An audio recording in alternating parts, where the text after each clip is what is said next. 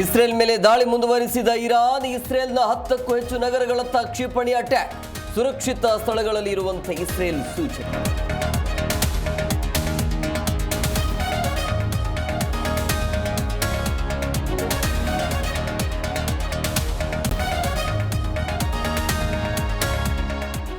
ಅಮೆರಿಕದಿಂದ Iran ಮೇಲೆ ದಾಳಿ. ವಿಶ್ವಸಂಸ್ಥೆಗೆ ಮೊರೆ ಹೋದ ಇರಾನ್.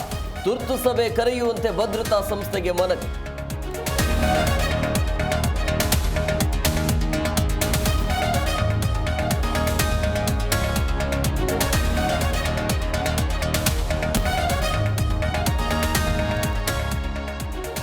ಇರಾನ್ ಸರ್ವೋಚ್ಚ ನಾಯಕನಿಗೆ ಹತ್ಯೆ ಭೀತಿ. 3 ಉತ್ತರಾಧಿಕಾರಿಗಳನ್ನು ಸೂಚಿಸಿದ ಖಮೇನಿ.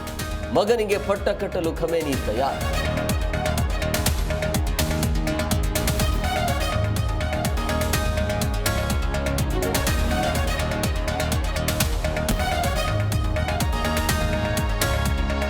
ಭ್ರಷ್ಟಾಚಾರ ಬಿಟ್ಟರೆ ಸರ್ಕಾರದಿಂದ ಏನೂ ಆಗ್ತಿಲ್ಲ. ಆಡಳಿತ ಪಕ್ಷದಿಂದ ಬಿಆರ್ ಪಾಟೀಲ್ಗೆ ಬೆದರಿಸಲಾಗ್ತಿದೆ. ಕಾಂಗ್ರೆಸ್ ವಿರುದ್ಧ ಬಿವೈ ವಿಜಯೇಂದ್ರ ಕಿಡಿ.